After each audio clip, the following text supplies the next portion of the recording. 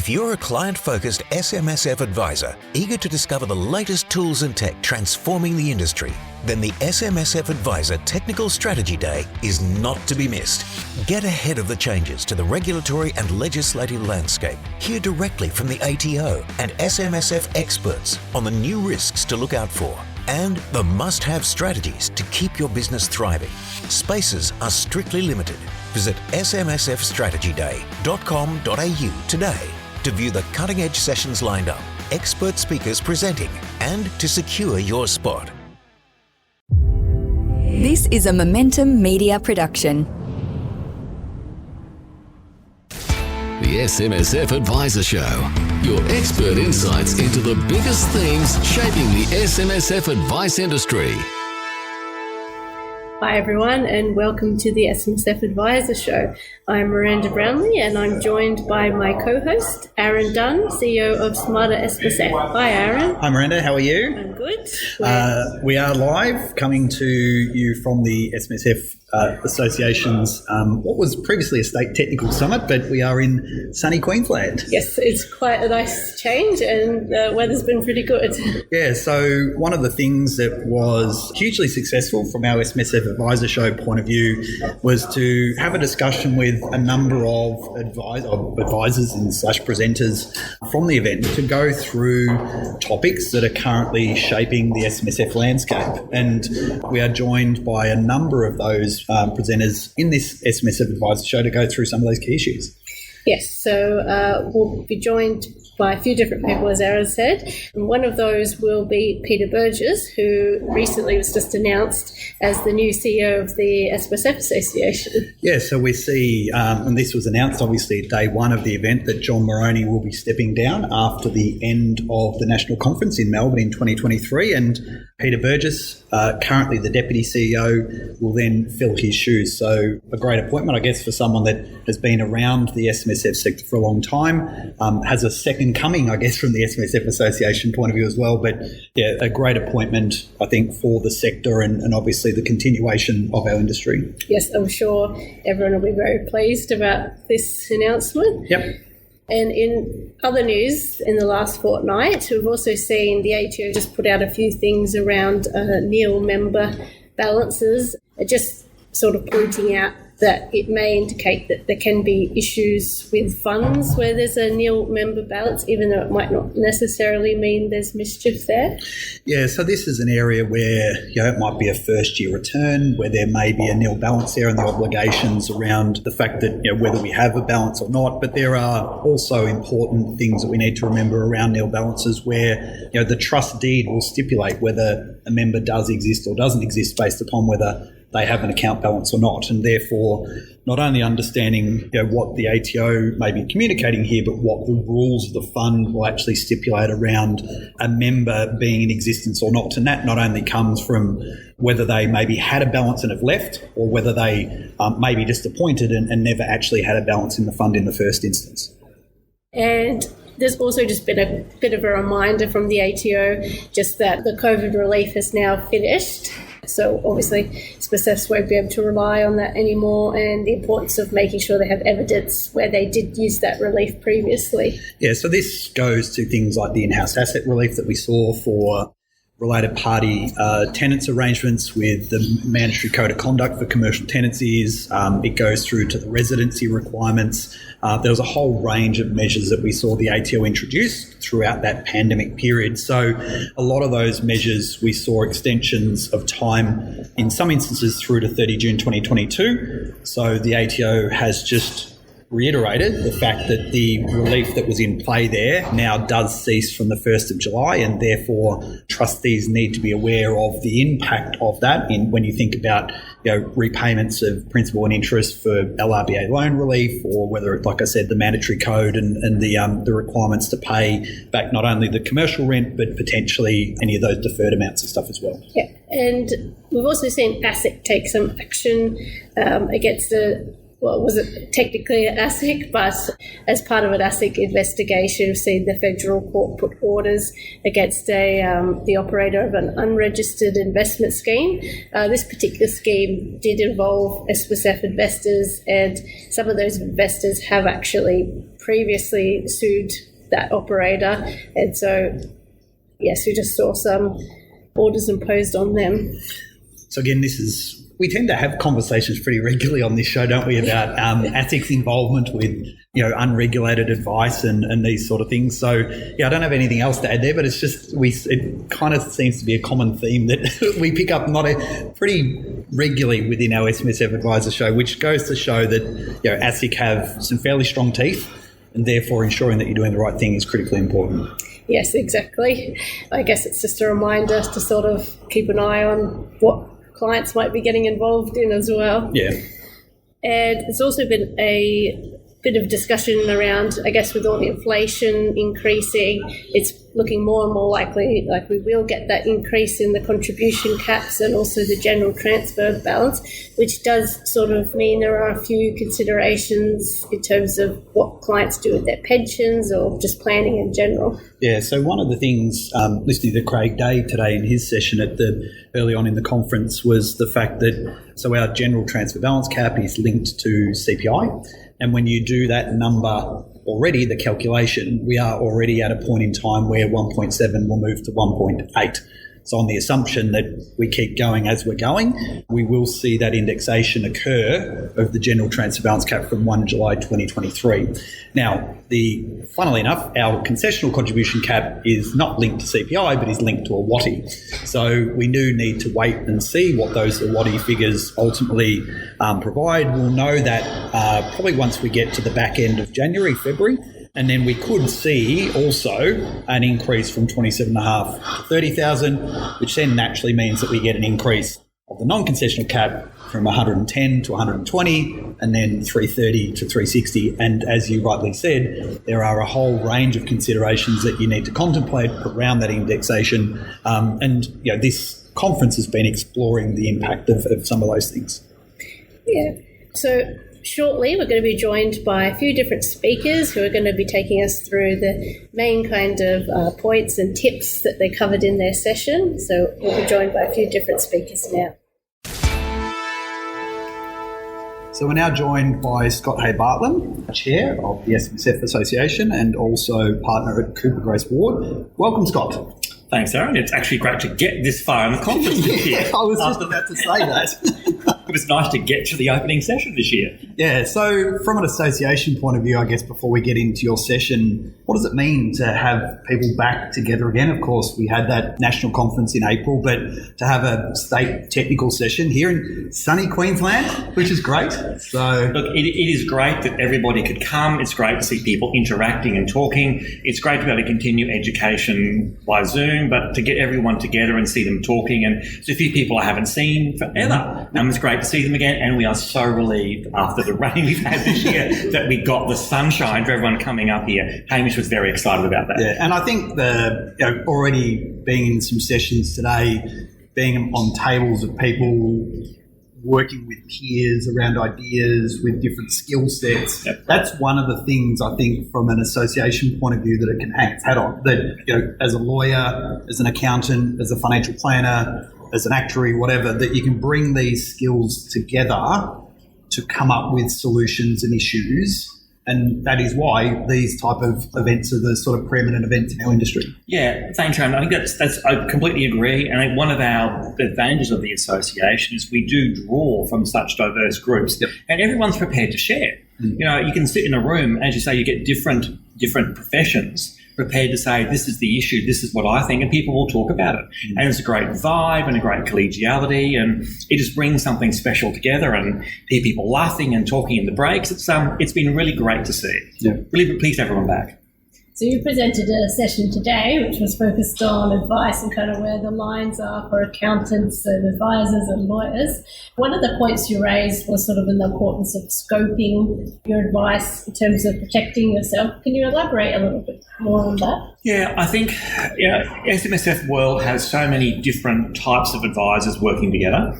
And it's important we all do what we're allowed to do, but what our clients expect us to and what's within our skill set. And it's so easy. In my session, we saw examples of we need multiple groups working together to create the answer for the clients. And Craig Day made the point in his session as well that what does the client expect of you? Do you understand what the client sees when you talk to them? Do you understand what the client is expecting to talk about that you don't talk about? And so often we don't think about what is in and what is out, and what the client is what we're going to do for the client.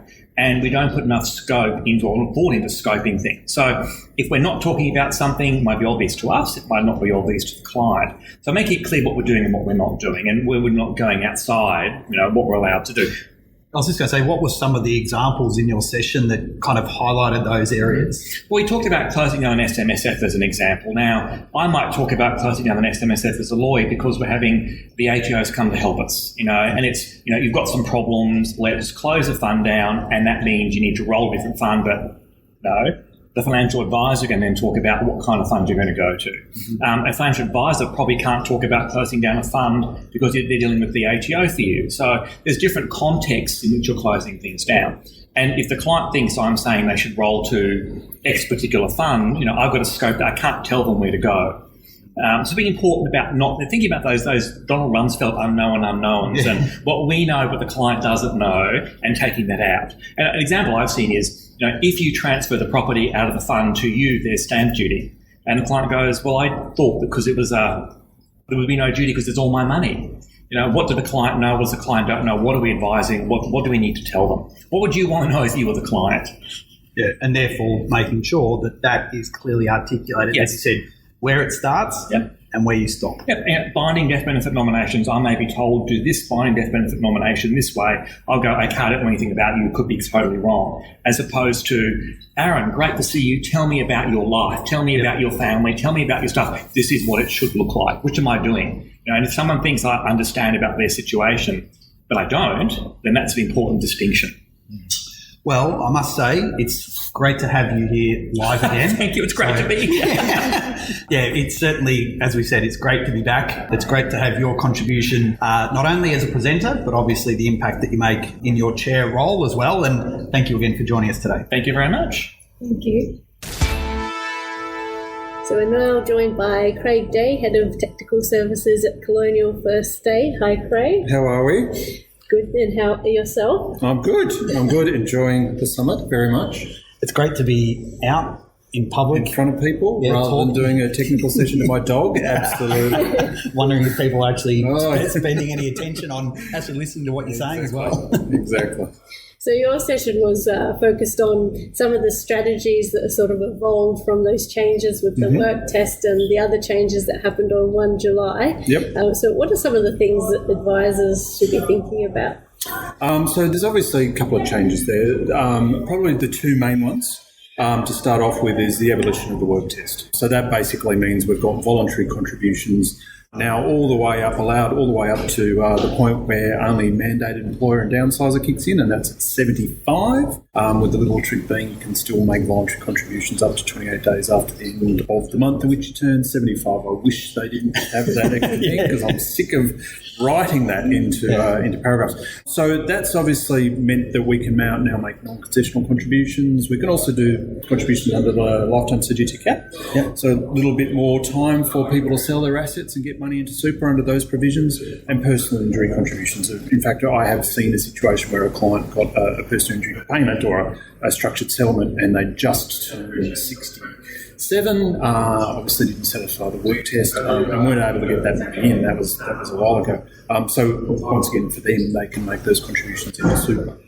So one of the things I think that these rules have created is fantastic opportunities, but they come with a number of traps they do that indeed. People need to be aware of. So I'm interested just in your insight around some of those traps that we need to be very cognizant of as advisors. I think the first trap there is just keeping mind of total super balance, right? Yep. So if we can go and throw a whole bunch of extra money at super between age 67 and 75 now, remember, these are clients that probably, in a lot of circumstances, are going to have large total super balance. And these rules, they just allow me to make a contribution. The non-concessional caps don't prevent me from making a contribution. It just means that I've got potentially an excess contribution. So if I'm not paying attention to the client's total super balance, if they've got total super balance of over, let's say, $1.7 million, or even between 1.48 and 1.7, that's when we start to modify our bring forward rules.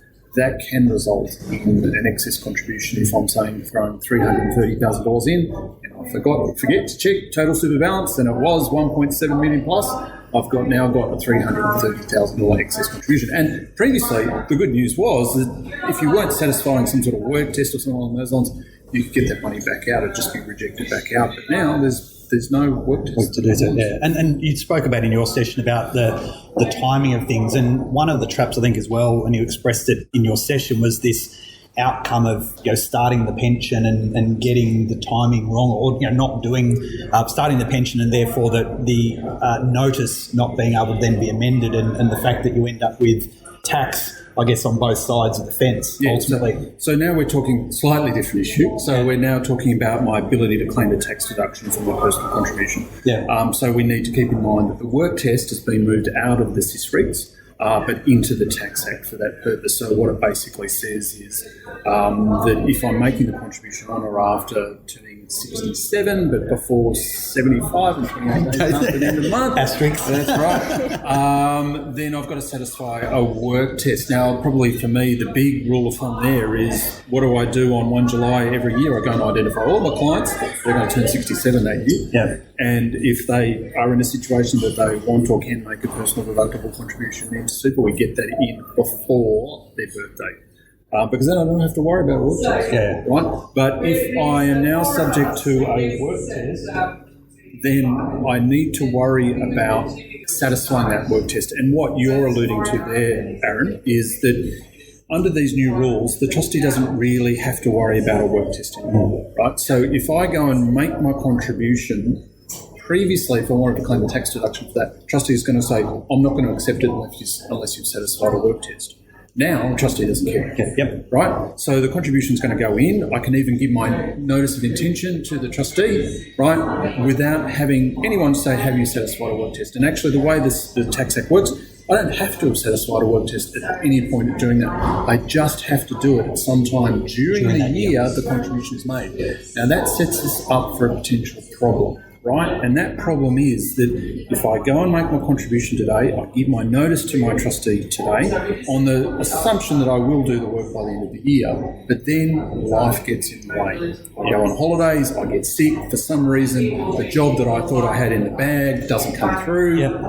All of a sudden, I don't satisfy the work test by the end of the year. Now, that leaves us in kind of an interesting situation. What I could do is go back to the trustee and vary my notice down, but by doing that, remember, that now becomes a non-concessional contribution. So if I've already maxed out my non-concessional cap, now I've got excess non-concessional contributions. Yeah. But there's also a double whammy here, because if I've gone and put this money into super, claimed a tax deduction, and then I've used to commence a pension, unfortunately, what that then means is when I come back to try and vary my deduction notice down, that's going to be invalid, because any notice I get to vary down after I've commenced a pension with that contribution is invalid, right? So therefore that means I don't get the deduction, but that assessable contribution to the super fund remains assessable, and therefore the super fund's being taxed on that amount, and I'm being taxed on that amount. So that's where we end up.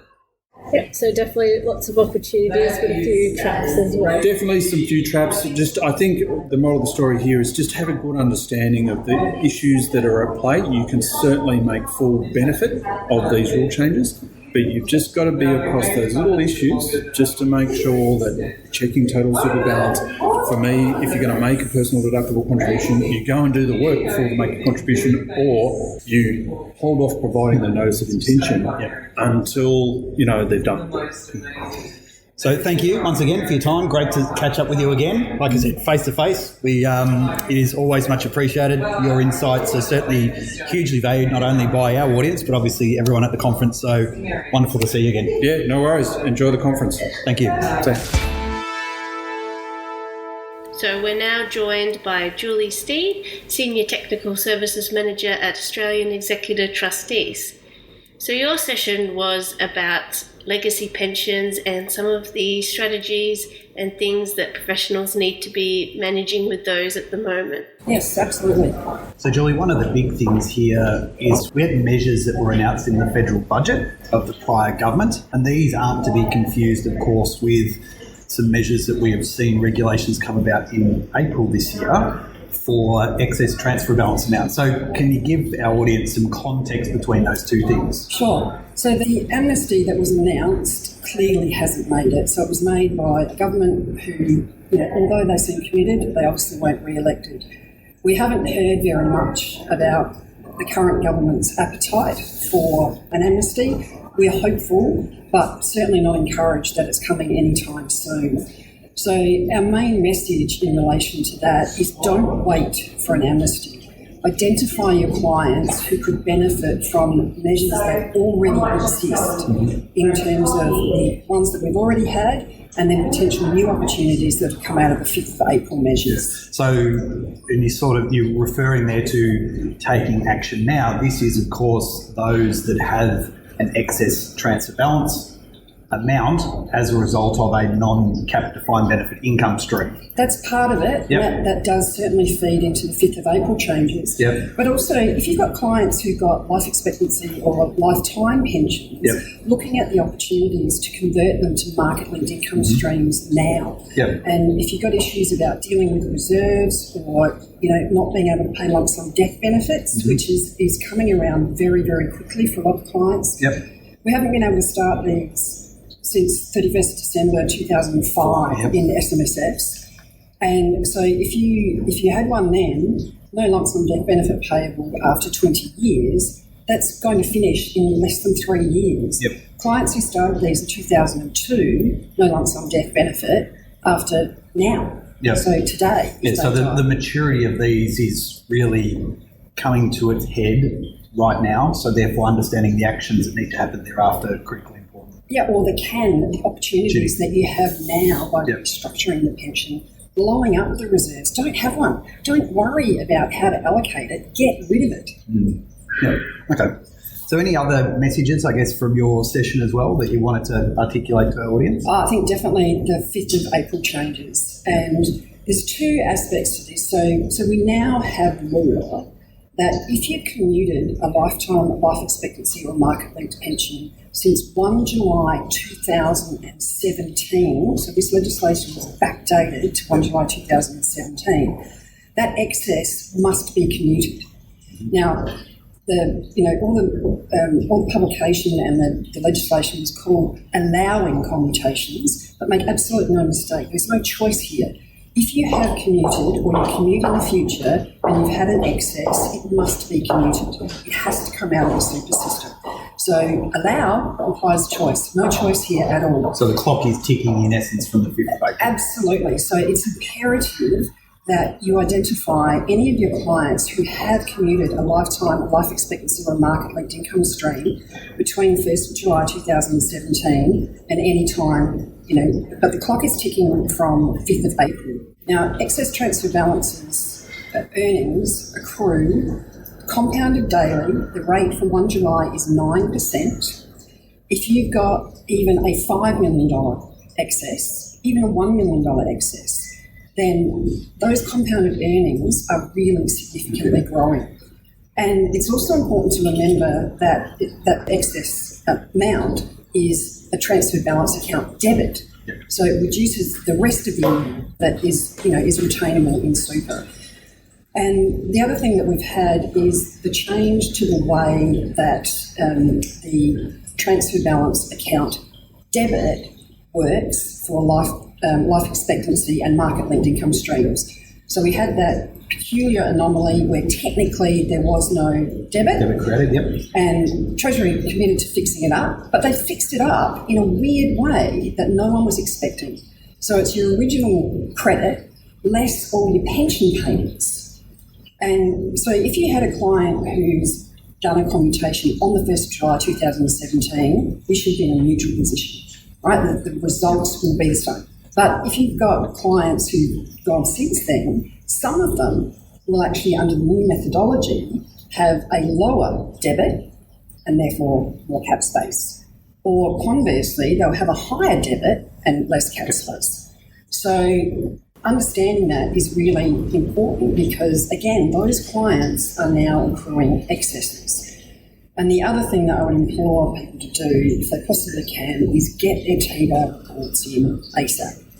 So the sooner that you lodge your TBAR, then the quicker the associated earnings or the notional earnings will stop. And there's some dates around that too that naturally have to be understood based upon whether, I think from memory, it was whether the commutation in essence had occurred prior to the regulations coming in, or whether you're going to do it now as part of your plan going forward. Yep. And the ATO have published on their website that they won't impose late lodgement penalties until the end of this year. But don't worry about the late lodgement. You're won't amount too much, yeah. The late lodgement is the least of your problems. Yeah. Like you're accruing excess earnings, and that's the crux of it. Yeah. So really important to get on top of those excesses and the reporting. Yes, as well. yeah. And the difficult thing for practitioners is many of them will only have one or two of these, and they're probably clients they've inherited from another practice. You know, and I find the number of practitioners who really understand how these work is very, very, very small universe because, again, they're not that common. So, it's kind of been etched out of the brain, all those old regulations and into the new stuff. So when you're coming back to try and understand what we have to remember around RBLs and those types of income streams, then again, it's a much different landscape now. So trying to find the appropriate skill set and understand the regulations around it becomes pretty tricky. And if you are looking for a source, go to your actuary. Yep. All right. So if you can't find a specialist, your actuary is a specialist, and they will help you. Yep. Thank you so much for giving us those valuable tips. And Have a great rest of the conference. Super. Thanks a lot. Right, thanks, Julie. Bye for now. So we're now joined by Peter Burgess, Deputy CEO of the SMSF Association. Hi, Peter. Hello, Miranda. It's good to be here. About to become CEO is the news that we got at the national conference. Yes, that's right, Aaron. Very excited about it and certainly looking forward to the opportunity. I'm very passionate about this association and helping our members to deliver the best SMSF advice they can. So, I'm very confident that I can continue to align our team and our members behind that core purpose. So, really looking forward to it. Yeah. So when does that actually officially start? So it's March next year. So at the end of our national conference next year. Essentially, it's from then. John is stepping down from then, so I'll be taking over at that time. So you also did a session at the conference, so that covered a bit of an overview of all the legislation and regulatory updates. Can you touch on a couple of the key points from that? Yeah, so I delivered my normal legs and regs update at the conference this year. Look, there's always a lot to go through, but I think some of the key points were that probably the most significant legislative development we've seen so far this year for the superannuation industry was the passing of the Treasury Law Amendment Bill back in February. That was the one that had all those changes to the downsizer, the eligibility change, the downsizer from 65 to 60, and the First Home Super Saver scheme from increasing the maximum amount you can take from 30 to 35 to 50,000, and some of the other changes. So obviously the work test, moving the work test into the Tax Act, and the exempt current pension income changes, which we've been waiting for a while now, that give trustees the choice as to whether they use the proportion method or the segregated asset method. So, they're all pretty important measures for the superannuation industry, and they were passed into law earlier this year, and most of them come into play from 1 July this year. The changes to exempt current pension income apply from the start of the last financial year. So, that's been a significant development, I guess, from the legislation point of view. So I spent a bit of time going through those particular measures which were included in that bill. I think in terms of significant issues for the industry, the non-arm's length expenditure issue is still a significant issue, not just for self-managed super funds, but for the entire superannuation industry. So, can I ask a question around that? Because obviously you spoke at the conference about it being unresolved. So there are unresolved matters with that, and I guess with the new government that has been formed, the fact that we now have to engage with them. So, are you now, I guess, from an SMSF association point of view, starting to see ministers re-engage and hopefully get addressing these issues? Yes, we are, and the signs are promising. We know the new Minister for Superannuation, Stephen Jones, has asked for a briefing on this particular issue, so that's very promising. So we're still very confident that we will see some amendment to the legislation, and that's what's required here to fix this problem in our view. What we're looking for is a solution which ensures these measures are much more targeted and work as intended. Obviously the previous government had made that announcement in the lead up to the election that they would amend the law to ensure these provisions work as intended. The new Labor government hasn't made a public announcement, but as I've said, we are aware that the Minister has asked for a briefing from Treasury, and that's promising. And I guess just generally, how have you found the event? It's the first time, in essence, what was previously a state technical type of event we've come together. What's your take been on it? Yeah, look, it's been really pleasing. It's a very positive vibe. It's very similar to what we had at the National Conference earlier this year. People are just so happy to be back together again, and it's great to be walking around talking to members and the discussions they're having and what they're learning from their peers in terms of strategies and what's working in their practice. All these things that we missed, I guess, during the COVID stage. So yeah, look, it's been really good. We've been very pleased with the turnout, very pleased with the sessions, and overall it's been a great that interaction I think that you get in sessions where you are talking with peers, and I think that's personally one of the things I love is you're talking about a topic and you'll be sitting on a table next to a lawyer, next to an accountant, next to an advisor, next to an actuary, whatever it is, and you could talk about the same topic and get 4 or 5 different contexts on that topic, and that is, to me, the essence of what these sort of events are, and therefore having it face-to-face is why you try and get people to come to learn that way. Yeah, look, it's certainly our preference to be face-to-face because you're right. There are so many disciplines represented in self-managed super funds, and we've got so many in our membership base. And, as I said, I was just listening to some of the conversations that were happening between advisors and so forth, and just hearing them talk about different strategies that they're implementing, what's working at their practice, what's not. It just reminded me of the things perhaps that we missed during the pandemic when everything was being delivered virtually. So it's great to be able to get back together again and learn from our peers in that way. Absolutely. Well, thank you for your time. Pleasure. Look forward to seeing you at the National Conference where, like you said, you will be shortly after appointed CEO, which I think is a fantastic appointment, and your contribution to this show, which you are also a regular, and no doubt will continue to have you as issues arise and the sector continues to evolve. Thanks, Aaron. Thanks, Miranda. Thank you.